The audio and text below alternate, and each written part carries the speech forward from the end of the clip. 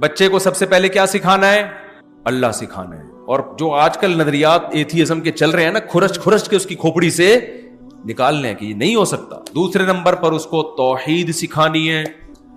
اگر ہم نے لقمان علیہ السلام کی اس آیت پر عمل کیا ہوتا نا, قرآن کی, مسلمانوں میں رواج ہوتا کہ لقمان اپنے بیٹے کو سب سے پہلے توحید سکھا رہے ہیں.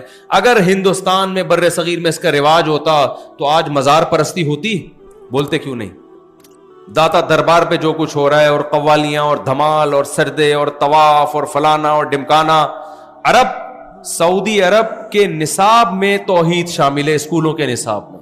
یہی وجہ ہے کہ وہاں لوگ مشرک نہیں ہوتے, کوئی بھی نہیں ہے, شرکت نام و نشان نہیں ہے سعودی عرب میں. کیوں؟ پہلی جماعت سے بچے کو توحید سکھائی جاتی ہے. ہمارے یہاں توحید کا چیپٹر ہے ہی نہیں, کہیں بھی نہیں ہے. بس مبہم باتیں کی جاتی ہیں. اسلام بڑا اچھا مذہب ہے, پڑوسیوں کے حقوق اور تھوڑے بہت ابا اماں کے ہلکے پھلکے سے سکھا دیے. تو دوسرے نمبر پہ بچے کو سکھانا ہے بھائی کیا ہے توحید. توحید کو ایکسپلین بھی کرنا ہے بچے کے سامنے, ورنہ ہوگا پتہ ہے کہ اگر آپ نے توحید مبہم سکھا دی کہ ایک خدا ہے, تو عیسائی بھی کہتے ہیں خدا کتنے ہیں؟ ایک ہے. ہندو بھی کہتا ہے بھگوان کی اصل بھگوان کتنے ہیں؟ کل ایک ہندو کا میں نے کلپ سنا, کسی نے پوچھا مسلمانوں کا تو ایک ہی خدا ہے, ہمارے اتنے سارے کیوں ہیں؟ اس نے کہا بھائی بھگوان تو ایک ہی ہے. میں بڑا خوش ہو گیا کہ بھائی سبحان اللہ, ایمان لے آئے یہ تو. پھر آگے اس نے کہا کہ آپ کے اتنے روپ ہیں, دیکھو آپ کسی کی بیوی ہو, آپ کسی کی ماں ہو, وہ ماں کا روپ الگ ہے, بیوی کی حیثیت سے آپ کا روپ الگ ہے, بیٹی کی حیثیت سے. تو ایسے ہی بھگوان تو ایک ہی ہے لیکن اس کے بہت سارے روپ ہیں. تو یہ والا روپ بھی ہے, یہ والا روپ بھی, یہ والا بھگوان, یہ والا بھگوان, یہ سب اس کے روپ ہیں. اصل کیا ہے؟ ارے بھائی نہیں نہیں نہیں نہیں نہیں, جب اصل ایک ہے تو اس کے یہ روپ ہیں کہ وہ خالق بھی ہے, وہ مالک بھی ہے, وہ اپنے بندوں سے محبت بھی کرتا ہے, وہ اپنے بندوں کو سزا بھی دے سکتا ہے, وہ اولاد بھی دیتا ہے. یہ والے روپ تو بے شمار ہیں, ہے کتنا؟ ایک. تو جھکنا اس کے آگے ہے. نہیں ہے بات, یہ مثال غلط ہے, یہ صحیح مثال نہیں ہے. کیونکہ وہ عورت ایک عورت ہے نا, وہ یہ تھوڑی ہے کہ یہ بیوی کے روپ میں یہ والی ہے, بیٹی کے روپ میں یہ والی ہے, ماں کے روپ میں یہ والی. تو آپ نے جو اتنے سارے بھگوان بنا لیے کہ یہ اس کا یہ والا روپ ہے, یہ والا روپ, سب سے پہلے اس کی دلیل کیا ہے؟ یہ روپ اس کا ہے. اس نے کب کہا کہ یہ میرا روپ ہے؟ یہ تو تم نے بنایا اپنے ہاتھوں سے. آپ اپنے ہاتھ سے کوئی چیز بنا کے بھگوان کی طرف منسوب کر دو تو جو اوریجنل بھگوان ہوگا اس کو غصہ آئے گا کہ نہیں آئے گا؟ کہ تم نے مٹی گارے سے کیچڑ سے بنائی ایک چیز کو, آنکھیں لگا دی اور ناک لگا کے تم بول رہے ہو کہ یہ اس کا روپ ہے. انسان یہ جرم برداشت نہیں کرتا تو خدا یہ جرم کو کیسے برداشت کرے گا؟ تو بہت بڑا ظلم ہے. اللہ نے کہا میں ایک ہوں, تو بچے کو توحید بھی سکھاؤ اور توحید کا اصل مطلب بھی سکھاؤ, ورنہ وہ زبانی طور پر توحید توحید کرتا ہے. عیسائی کہتے ہیں ہم ایک خدا کو ماننے والے ہیں, ہم مشرک نہیں ہیں. اللہ کہتے ہیں نا, تم جب عیسیٰ کو اللہ کا بیٹا کہتے ہو اور عیسیٰ سے مرادیں مانگتے ہو, تو جو خدا کا حق تھا اس میں تم نے عیسیٰ کو خدا کے ساتھ شریک کر لیا. تم زبان سے 100 دفعہ کہو میں خدا کو مانتا ہوں, اللہ اس دعوے کو تسلیم کرنے کے لیے تیار نہیں ہے. اس کی مثال ایسے ہے, آپ کی بیوی نے کہا کہ میرا میاں تو صرف ایک ہی ہے, میں صرف تمہیں اپنا شوہر مانتی ہوں, لیکن اس نے شوہر والے تعلقات دوسرے سے بھی رکھے ہوئے, تیسرے سے بھی رکھے ہوئے, چوتھے سے بھی رکھے ہوئے. وہ تعلق جو صرف کس سے حلال ہے؟ شوہر سے. شوہر کہتے ہیں بیگم یہ کیا بات, میرا دوست آیا بڑے حسس کے بات کر رہی ہو, آپ اس کے ساتھ سفر میں راتیں گزار رہی ہو. وہ کہتی دیکھیں میں محبت میں شرکت کی قائل نہیں ہوں, میرا ہسبینڈ صرف تم, اور شرٹ پہ بھی لکھ کے لگایا ہوا ہے صرف تم, جیسے رکشے کے پیچھے لکھا ہوتا ہے نا صرف, پڑھا ہے آپ لوگوں نے رکشے کے پیچھے لکھا ہوتا ہے نا صرف تم. تو بہت سارے اس طرح. تو آپ کیا بولیں گے بھائی اس تکلف کی؟ بیگم تمہیں اس تکلف کی کیا ضرورت ہے, یہ تو تم صرف زبان سے کہہ رہی ہو. جب مجھے شوہر مانا ہے تو کاغذ میں ماننا کافی نہیں ہے. پھر مطلب یہ ہے کہ جو محبت شوہر سے ہوتی ہے وہ کسی اور سے نہیں کی جا سکتی. خوب سمجھ لو, معبود کا ایک مطلب ہے اللہ کی نظر میں, معبود کا مطلب جس کی عبادت کی جائے اور اس کے علاوہ کسی اور کی عبادت نہ کی جائے. مشرک یہاں بھی ڈنڈی مارتا ہے, ہم عبادت تھوڑی کر رہے ہیں, عبادت تو ہم صرف اللہ کی کر رہے ہیں. اللہ کیا کہتا ہے, جو کسی سے دعا مانگ رہا ہے تو دعا سب سے بڑی عبادت ہے. اگر کوئی اللہ کے علاوہ کسی اور سے دعا مانگ رہا ہے تو وہ کسی اور کی عبادت کر رہا ہے, لہذا اس نے ایک سے زیادہ الہ بنا لی ہے. مشرک پھر ڈنڈی مارتا ہے, وہ کہتا ہے ہم دعا تھوڑی مانگ رہے ہیں, ہم تو نبی سے یا دوسروں سے ہیلپ مانگ رہے ہیں. تو جیسے تم پولیس سے ہیلپ مانگتے ہو تو مشرک نہیں بنتے، تو نبی سے ہیلپ مانگنے سے انسان کہاں سے مشرک ہو جاتا ہے؟ نہیں یاری میرے خیال ہے کھوپڑی شریف میں بات. ارے بھائی آپ لوگ کی بات سمجھ میں آ رہی ہے؟ یہ تعویل در کیا ہوتی چلی جاتی ہے شرک میں؟ تعویل. دوبارہ سے شروع کرتا ہوں تاکہ سبق یاد ہو جائے. بچے کو سب سے پہلے کیا سکھانا ہے؟ اللہ کا وجود، اس کے بعد اللہ کی توحید، اس کے بعد توحید کی ڈیفینیشن کہ بیٹا توحید کا مطلب یہ نہیں ہوتا کہ صرف ایک اللہ کو مانا جائے زبان سے. ایٹیٹیوڈ سے پتہ چلنا چاہیے کہ آپ پریکٹیکلی بھی کس کو مانتے ہو؟ ایک اللہ کو. بچہ انسان کا بچہ ہوگا تو اب پوچھے گا ابو پریکٹیکلی ایک اللہ کو ماننا کسے کہتے ہیں؟ تو آپ پھر ان کو اتفاقی مثالیں بھی دو، احترازی مثالیں بھی. احترازی کسے کہتے ہیں یہ میں پہلے آپ کو سمجھا دوں، یہ بہت امپورٹنٹ بات ہے. دیکھو جب بھی ہم کسی چیز کو سمجھاتے ہیں نا تو کچھ مثالیں ایسی دینی پڑتی ہیں جو اس پہ پوری اتر رہی ہوں، اور کچھ ایسی دینی پڑتی ہیں جو اس پہ نہ اتر رہی ہوں، تاکہ بچے کو سمجھ میں آ جائے کہ یہ اس میں داخل نہیں ہے. مثال کے طور پر ہم جب صرف نحو پڑھتے ہیں نا، صرف اور عربی گرامر پڑھتے ہیں، تو صرف میں یہ طلبہ کو پتہ ہے کہ جب کوئی صیغہ ہم حل کرتے ہیں تو ہم کہتے ہیں قانون پیش کرتے ہیں کہ یہ اس کی اتفاقی مثال ہے اور یہ اس کی احترازی. میں آسان زبان میں سمجھ، دیکھو قالا عربی میں ایک لفظ ہے. قالا کیا ہے عربی میں؟ سب کو پتہ ہے قالا کہا اس نے، قال اللہ تعالی اللہ نے کہا کہتے ہیں نا. جب ہم گرامر پڑھتے ہیں نا تو بچوں کو سکھاتے ہیں دیکھو بیٹا قالا اصل میں تھا قاوالا، اصل میں یہ لفظ کیا تھا؟ قاوالا. ضربا کی طرح جیسے ضربا ہے ایسے کیا ہے؟ قاوالا. لیکن واو پہ کیونکہ حرکت ہے، واو ساکن نہیں ہے اور اس سے پہلے زبر ہے، تو جب بھی واو کے اوپر حرکت ہوگی اور اس سے پہلے زبر ہوگا تو عربی میں قاعدہ یہ ہے کہ اس واو کو الف سے تبدیل کر دیتے ہیں. تو یہاں بھی چونکہ واو پہ حرکت ہے اور اس سے پہلے زبر ہے، لہذا یہاں واو کو کیا کر دیں گے؟ الف سے تبدیل. تو یہ قانون بتا کے بچے کو پہلے احترازی مثال بتائی جاتی ہے کہ دیکھو بچہ قولن کا لفظ ہے، یہ قالن کیوں نہیں ہو رہا؟ بچے سے پوچھا جاتا ہے دیکھو بیٹا قول، قرآن میں ہے نا جگہ قولن کو قالن نہیں پڑھتے. اب بتاؤ بیٹا قولن کو الف سے کیوں تبدیل نہیں کر رہے؟ بچہ انسان کا بچہ ہوگا تو پتہ ہے کیا کہے گا؟ وہ کہے گا ابو آپ نے جو قانون بتایا تھا نا اس میں کہا تھا واو کے اوپر حرکت ہو، یہاں ساکن ہے، زبر زیر پیش نہیں ہے، اس لیے یہاں الف سے تبدیل نہیں کریں گے. اٹ از کالڈ احترازی مثال. اس کو کیا کہتے ہیں؟ احترازی. یعنی قانون کی باقی شرطیں پائی جا رہی ہیں، ایک شرط نہ پائی جانے کی وجہ سے یہاں قانون جاری، باقی ساری شرطیں، واو بھی ہے، اس سے پہلے زبر بھی ہے، سب کچھ ہے، لیکن الف سے تبدیل نہیں کریں گے اس کو ہم. تو جب توحید بچے کو سمجھاؤ، پہلی بات تو پہلے خود تو سمجھ لو.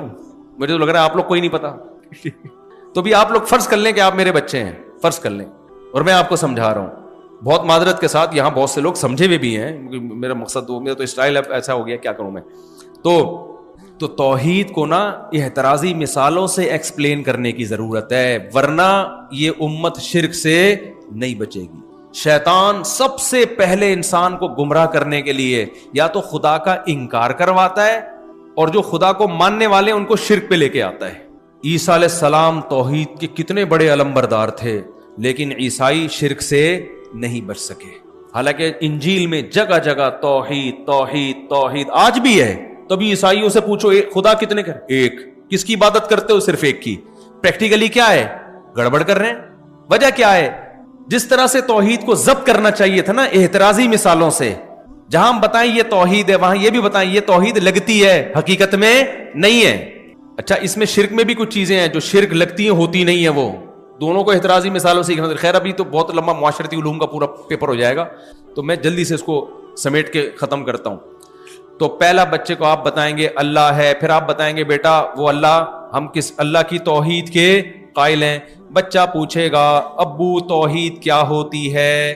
کوشش کریں بچے کی اماں بھی وہاں بیٹھی ہوئی ہو، کوشش کریں آپ.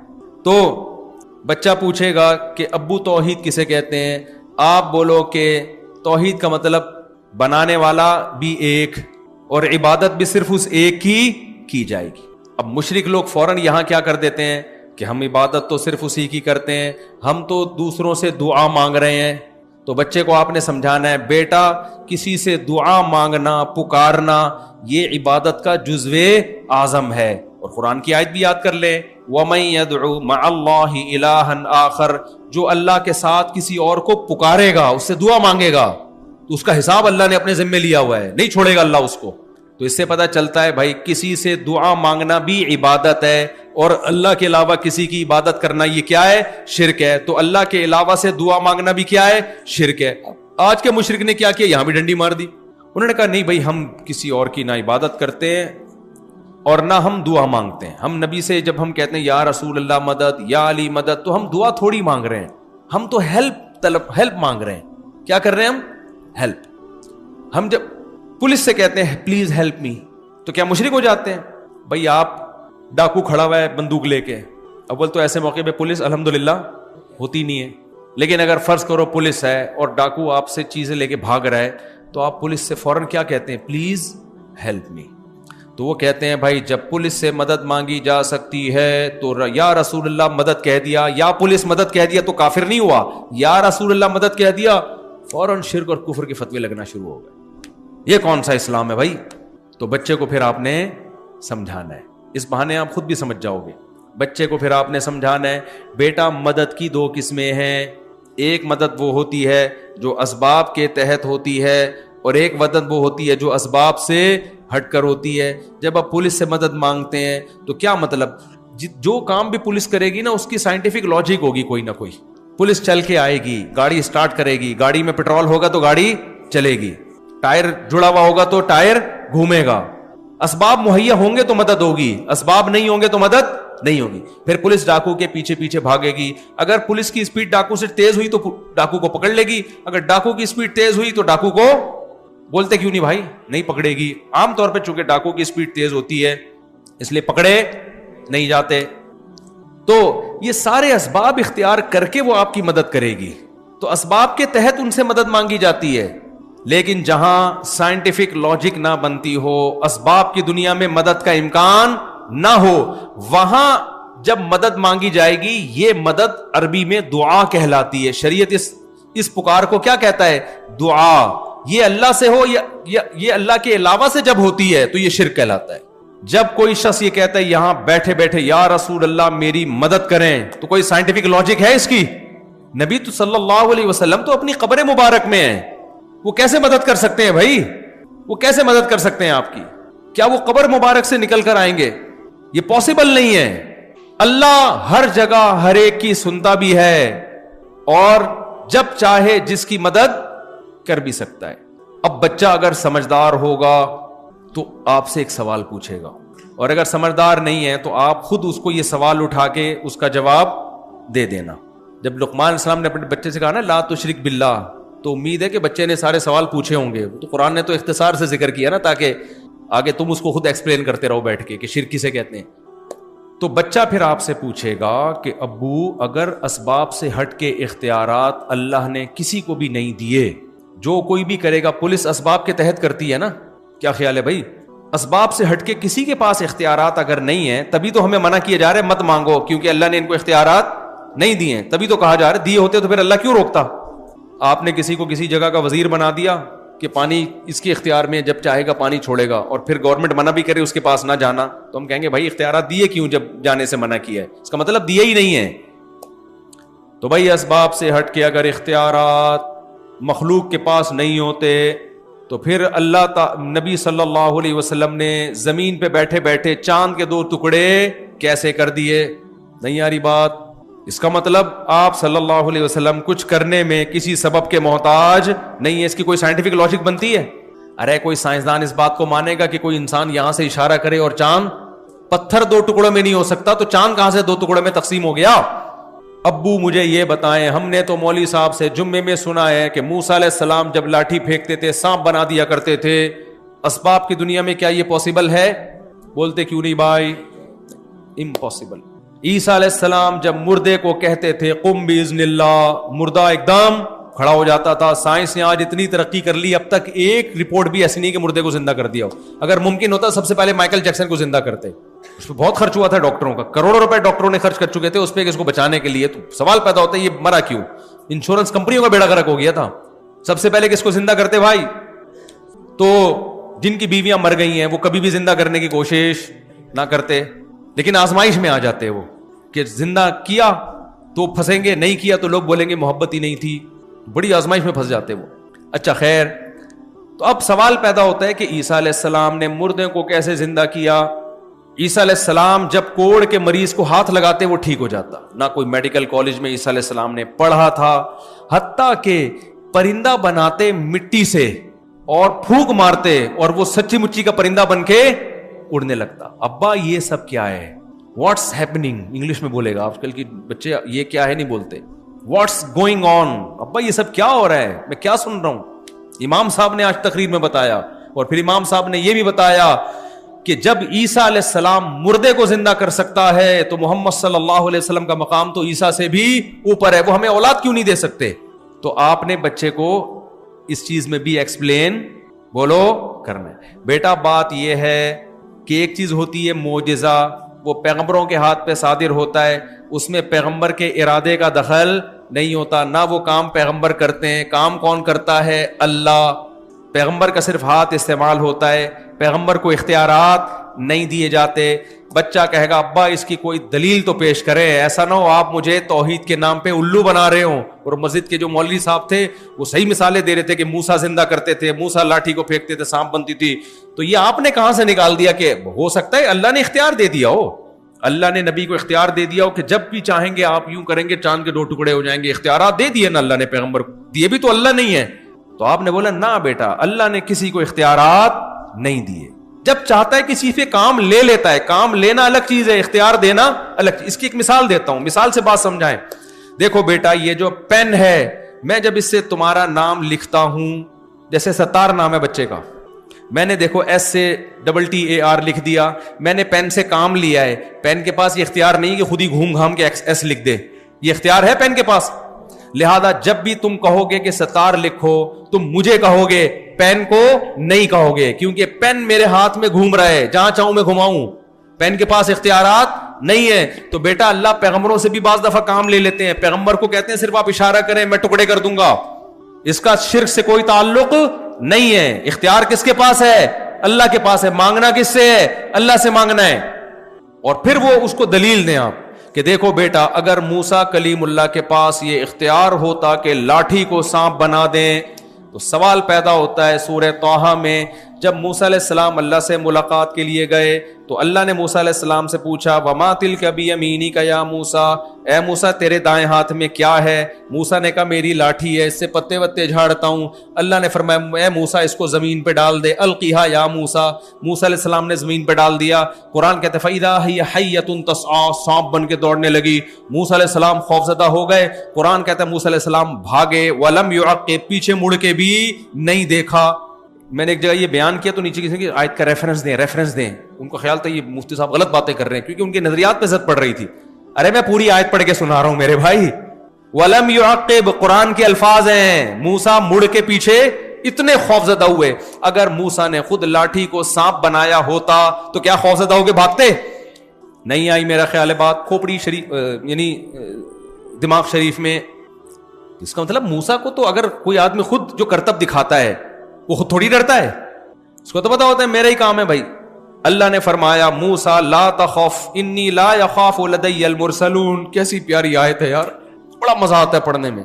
اے موسیٰ میرے سامنے پیغمبر ڈرا نہیں کرتے, یہ تجھے نقصان پہنچانے کے لیے نہیں ہے. اقبل, واپس پلٹ. کیا انداز ہے موسیٰ اللہ کا, یا موسیٰ اقبل, اے موسیٰ واپس پلٹ. اللہ اگر یہ نہ کہتے تو موسیٰ علیہ السلام مصر پہنچ چکے ہوتے. ٹھیک ہے, قرآن میں جلال ہے, جلال. اقبل, واپس پلٹ, ولا تخف, ڈر مت. جب اللہ نے موسیٰ نے اللہ کا ایک کلام سنا نا کہ اللہ کہہ رہا ہے پلٹ, موسیٰ علیہ السلام کو بولا اب نہیں پلٹا تو سانپ کچھ کہے نہ کہے, اللہ ناراض نہ ہو جائے, ایسا نہ ہو اللہ کچھ کہے تو واپس پلٹے. لیکن پھر اللہ نے تسلی دی.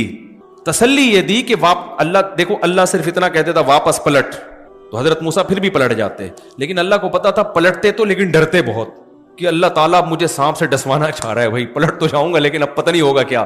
موسیٰ کو اللہ نے تسلی دی, پلٹ, سنعیدھا سیرتھا الاولی, گھبرا مت, اس کو ہم دوبارہ لاٹھی بنا دیں گے.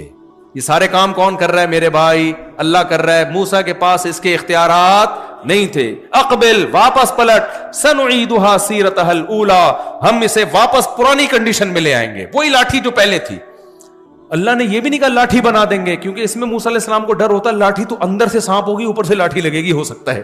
یہ نہیں کہا اللہ نے لاٹھی بنا, لاٹھی کا لفظ استعمال نہیں کیا. سیرتہ الاولیٰ, جو چیز یہ پہلے تھی وہی بن جائے گی, یعنی بالکل سچی مچی کی لاٹھی ہوگی. اگر لاٹھی کہتے ہیں نا تو حضرت موسیٰ کے دل میں خوف ہو سکتا ہے, بھائی ہے تو سانپ, شکل کیسی ہو جائے گی. نہ واپس وہی جو تھی وہی کنڈیشن, ریورس کر دیں گے ہم اس کو. اس سے پتا چلتا ہے میرے بھائی کہ کام کرنے والا کون ہے, اللہ ہے. موسیٰ کو لاٹھی کو سانپ بنانے کا اختیار نہیں تھا.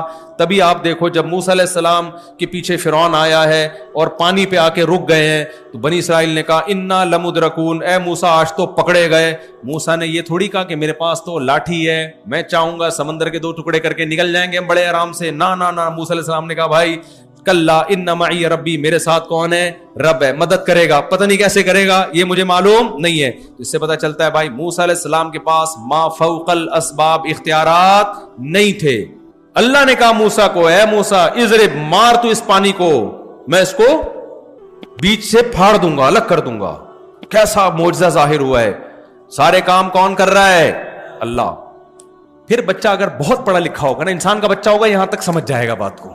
لیکن آج کل انسان کے بچے مارکیٹ سے کیا چل رہے ہیں, تھوڑی شارٹ چل رہے.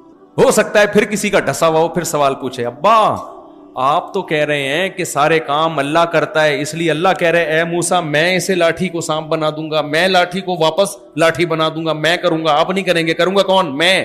لیکن ابا سورہ مریم میں تو کچھ اور لکھا ہوا ہے. سورہ مریم میں تو یہ لکھا ہوا ہے کہ جبریل علیہ السلام حضرت مریم کے پاس آئے اور کہنے لگے اے مریم میں فرشتہ ہوں, انسان نہیں ہوں, تیرے پاس آیا ہوں لِأَهَبَ لَكِ غُلَامًا زَكِيًّا, میں چاہتا ہوں تجھے ایک نیک بچہ گفٹ میں دے دوں, اولاد دے دوں میں تجھے. بغیر شوہر کے عورت کو اولاد ملنا, اس کی کوئی سائنٹیفک لاجک ہے نہ. بھائی جبریل تو کہہ رہے ہیں میں دوں گا. اب ہم یہاں اگر یہ تعویل کریں کہ بھائی اللہ دے رہا ہے, لیکن یہاں تو جبریل کہہ رہے ہیں کون دے رہا ہے, لِأَهَبَ لَكِ, میں گفٹ کروں گا. ہو سکتا ہے کوئی خطیب صاحب یہ تقریر میں کہیں کہ جب جبریل کسی کو اولاد دے سکتے ہیں بغیر شوہر کے, بغیر اسباب کے, تو ہم تو میاں بیوی ہیں بھائی, ہم تو صحت مند ہیں, ہم اگر کسی بزرگ سے اولاد مانگ لیں یا نبی سے اولاد مانگ لیں تو نبی کا درجہ جبریل سے کم ہے یا زیادہ. اور ہم تو شادی سے پہلے نہیں, شادی کے بعد مانگ رہے ہیں نبی سے اولاد, تو تم تو نبی کا درجہ معاذ اللہ جبریل سے بھی کم کر رہے ہو. جب جبریل اولاد دے سکتے ہیں تو پیغمبر اولاد کیوں نہیں دے سکتے؟ اور جب اللہ جبریل کو اختیار دے سکتا ہے اولاد دینے کا, تو پیغمبر کو اختیار کیوں نہیں دے سکتا؟ داتا دربار کو اختیار کیوں نہیں دے سکتا؟ پیران پیر کو اختیار کیوں نہیں دے سکتا اولاد دینے کا, جب جبریل کو دے رہا ہے اختیار؟ یہ ساری مثالیں نا آپ نے خود قائم کر لینی ہے, نہیں کی نا تو ادھر ادھر سے سن کے پھر ساری زندگی توحید کا بیڑا غرق ہو جائے گا ایک دن میں ایک بیان سننے. تو اس بچے کو پھر آپ نے سمجھانا ہے جو اب تک آدھے سے زیادہ انسان کا بچہ بن چکا ہوگا, ٹھیک ہے نا, اس کو کیا سمجھانا ہے آپ نے, بیٹا دیکھو یہاں پر جبریل نے اپنی طرف جو نسبت کی ہے یہ نسبت مجازی ہے, حقیقی نسبت نہیں ہے. ابا یہ حقیقی اور مجازی کیا ہوتا ہے؟ آپ کا تعلق لگتا ہے مرزا غالب کے خاندان سے, کیا حقیقی مجازی لگا کے رکھے ہوئی بات؟ تو بچے کو پھر آپ بتاؤ دیکھو بیٹا جب ہماری گاڑی پنچر ہوتی ہے تو ہم کیا کہتے ہیں, میری گاڑی پنچر ہو گئی ہے, تو گاڑی پنچر ہوئی ہے, گاڑی کا ٹائر پنچر ہوا ہے, پنچر ٹائر ہوا ہے, ان شارٹ نسبت کدھر کر دیتے ہیں گاڑی کی طرف. تو یہاں بھی اصل میں اللہ نے اولاد دی ہے کیونکہ جبریل کی پھونک مارنے سے دی ہے, تو ان شارٹ جبریل نے نسبت کس کی طرف کر دی؟ اپنی طرف. یہ نسبت جائز ہے, ہم یہ کہہ سکتے ہیں موسیٰ نے لاٹھی کو سانپ بنایا, حالانکہ بنایا اللہ نے ہے, لیکن شارٹ کٹ بات کرنے کے لیے نسبت کس کی طرف کر دیتے ہیں؟ موسیٰ کی طرف, کہ بھئی سب کو پتا ہے موسیٰ یہ کام کر نہیں سکتے, ان شارٹ ہم نسبت کدھر کر دیتے ہیں. جب بالکل واضح بات ہوتی ہے تو اس کی مثال ایسے ہے, آپ سے کوئی پوچھتا ہے بھائی ولیمے میں تم گئے کیا کھایا؟ آپ کو میں نے بریانی کی 2 پلیٹیں کھا گیا. اگلا کہہ رہے کمبخت تو بریانی کس نے کھائی؟ پھر پلیٹیں جب تو نے کھا لی ہیں, اگر تو پلیٹیں کھا کے آیا ہے تو بریانی کس نے کھائی ہے؟ آپ بولو گے تو پاگل ہے, میں پلیٹوں کی طرف نسبت مجازن کر رہا ہوں, کیونکہ بریانی اور پلیٹ کا آپس میں کیا ہوتا ہے, گہرا رشتہ ہوتا ہے. پلیٹ اسی بریانی اسی پلیٹ میں ہوتی ہے, تو کوانٹٹی بتانے کے لیے میں نے کہا کہ 2 پلیٹیں, تاکہ تمہیں یہ بھی پتا چل جائے کیا کھایا اور وہ بھی پتا چل جائے جو تم نے نہیں پوچھا, یعنی کتنا کھایا. تو اگلا کہے گا تو اتنی ڈیٹیل میں جانے کی تمہیں ضرورت کیا تھی, اتنی ایکسپلینیشن کی, پہلی دفعہ میں ایسی بات کرتے کہ وضاحتی بیان نہ جاری کرنا پڑتا, پہلی دفعہ میں کہہ دیتے کہ میں نے پلیٹیں نہیں کھائی بلکہ میں نے بریانی کھائی. تو آپ جواب میں کہو گے میرا خیال تھا تو سمجھدار آدمی ہے, سمجھدار کو پتا ہوتا ہے کہ دنیا میں پلیٹیں کوئی بھی نہیں کھاتا, تو ان شارٹ میں نے کہہ دیا. تو قرآن میں الحمد سے لے کے والناس تک اللہ نے اتنی دفعہ بتایا کہ سب کچھ اللہ سے ہوتا ہے, اللہ کے علاوہ نہیں کر سکتے اسباب سے ہٹ کے کوئی. تو اس لیے اللہ نے ایک دفعہ کہہ دیا جبریل نے کہہ دیا کہ میں تمہیں اولاد دے رہا ہوں, کیونکہ جبریل کو پتا تھا, مریم کو پتا ہے کہ جبریل اولاد نہیں دے سکتے, مجازن نسبت کر رہے ہیں, یہ طے شدہ بات ہے. نہیں آ رہی میرا خیال ہے کھوپڑی شریف میں. بچہ اگر انسان کا بچہ اب تک 99% امید ہے بن جانا چاہیے, ابھی بھی نہیں بنانا تو اس کو چڑیا گھر میں جمع کرا دو جا کے. ہمارے حضرت فرمایا کرتے تھے, نہیں وہ میں نہیں بتاؤں گا, وہ آپ افورڈ نہیں کر سکتے. تو اب بچہ پوچھے گا ابا اگر اس کی کوئی دلیل بھی ساتھ میں آ جائے نا, اس کی کوئی مثال آ جائے مارکیٹ میں کہ قرآن نے نسبت مجازن کسی اور کی طرف کی ہے جبکہ دوسری طرف قرآن کہہ رہا ہے یہ انسانوں سے ممکن نہیں ہے, تو آپ اس کو مثال دیں قرآن کی. دیکھو بیٹا, قرآن مجید بار بار کہتا ہے کہ کسی بھی چیز کو حلال و حرام کرنا صرف کس کا کام ہے, اللہ کا. سورہ طلاق میں اللہ نے کیا فرمایا 28ویں پارے میں, یا ایھا النبی لما تحرم ما احل اللہ لک, جس چیز کو اللہ نے حلال کر دیا آپ اس کو کیسے حرام کر سکتے ہو. تو حرام اور حلال کرنا نبی کے اختیار میں نہیں ہے, یہ کام کس کا ہے, اللہ کا. کسی اور کو یہ اتھارٹی دینا کہ وہ حلال و حرام کرے, یہ شرک کے زمرے میں آتی ہے یہ چیز. لیکن اس کے باوجود ایک جگہ اللہ کیا فرماتے ہیں کہ نبی کو ہم نے اس لیے بھیجا یحرم علیہم الخبائث, تاکہ نبی ان پر خبیث چیزوں کو حرام کر دیں. ایک طرف اللہ کہہ رہے حرام کرنا صرف اللہ کا کام ہے, دوسری طرف اللہ کہہ رہے حرام کرنا نبی کا کام ہے. تو بھائی یہاں حرام کرنا نبی کا کام, یہ نسبت مجازن ہے, کرے گا اللہ حرام, بیان چونکہ نبی کریں گے اس لیے نسبت کس کی طرف کر دی ہے, نبی کی طرف کر دی ہے. کھوپڑی شریف میں بات آ جانی چاہیے میرا خیال ہے. اب ایک آخری سوال, بچہ کہے گا اچھا فلاں بزرگ نے تو ایسا کر لیا, فلاں بزرگ کی تو یہ کرامت, فلاں بزرگ کی تو یہ کرامت, حضرت مریم کی یہ کرامت. تو ان کو وہی بات ہے, ان کو بتائیں بیٹا چاہے کرامت ہو یا معجزہ ہو, جب نبی کے ہاتھ پہ کوئی خلاف عقل کام ہوتا ہے تو اس کرتا اللہ ہے, اس کو اصطلاح میں معجزہ کہا جاتا ہے. جب امتی کے ہاتھ پہ کوئی ایسا کام ہوتا ہے جو عقل سے ماوراء العقل ہوتا ہے تو وہ بھی اللہ ہی کر رہا ہوتا ہے, لیکن اس کو اصطلاح میں کرامت کہا جاتا ہے. کام کرنے والے دونوں کون ہیں, اللہ ہیں. نہ اس سے یہ ثابت ہوتا ہے کہ ولی کے پاس اختیارات آ گئے, نہ معجزے سے یہ ثابت ہوتا ہے کہ پیغمبر کے پاس اختیارات. تو اختیارات اللہ کے سوا کسی کے پاس نہیں ہے. پھر جا کے لا الہ الا اللہ کا مطلب آئے گا بچے کی سمجھ میں اور وہ مسلمان ہو جائے گا. اب تک صرف کٹنگ کے ذریعے پتہ چلتا ہے کہ یہ ختنیں ہوتی ہیں جس سے پتہ چلتا ہے کہ یہ کیا ہے, مسلمان. اس کے علاوہ ہمارے پاس اور کوئی علامت مسلمانوں کے پاس, بولو, سارے شرک بھی کر رہے ہیں اور پتہ نہیں یا علی مدد بھی, یا رسول مدد بھی, فلانا مدد بھی, ڈمکانا مدد بھی. ان کا تقوی, ان کی توحید ٹوٹتی نہیں ہے. تو ایک بس واقعہ سنا کے اپنے بیان کو ختم کرتا ہوں. آج ہماری توحید ایسے ہے کہ ہمارے حضرت فرمایا کرتے تھے آج مسلمان کا تقوی اور توحید ایسے جیسے کتا جو ہے نا, کتا, اس سے کسی نے پوچھا کہ تو کھڑے ہو کر تو ٹانگ اٹھا کے پیشاب کیوں کرتا ہے, اس نے کہا چھینٹیں نہ پڑ جائیں. یعنی اس کا خیال یہ ہے کہ چھینٹیں پڑیں گی تو میں ناپاک ہو جاؤں گا, پیشاب کی چھینٹیں نہیں پڑیں گی تو میں ناپاک نہیں ہوں گا. گٹر کا پانی پینے سے وہ ناپاک نہیں ہوتا, سارا دن گٹر میں گھسا رہے گا وہ ناپاک, بولو, نہیں. کتے بلی مردار کھاتا رہے گا وہ ناپاک نہیں ہوگا. سارا دن کتوں جیسے کام کرے گا وہ. کتا کبھی دیکھا انسانوں جیسے کام کرتے ہوئے آپ نے؟ سارا دن حرکتیں کیسی کرے گا, کتوں جیسی کرے گا. کھائے گا بھی مردار, بیٹھے گا بھی گندگی میں, اور ویسے تو کتا جگہ صاف کر کے بیٹھتا ہے, اتنا شعور ہے اس میں. پیے گا گٹر کا پانی, لیکن جب اس کو وہ یہ ثابت کرنے کے لیے کہ میں صفائی پسند ہوں, پیشاب کرتے ہوئے احتیاطاً ایک ٹانگ اٹھا لے. تو آج کا مسلمان مزاروں پہ بھی جا رہا ہے, سجدے بھی کر رہا ہے, یا اللہ مدد بھی, یا رسول اللہ مدد بھی, یا علی مدد بھی, یا غوث آدم مدد بھی, اللہ سے بھی مانگ رہا ہے, نبی سے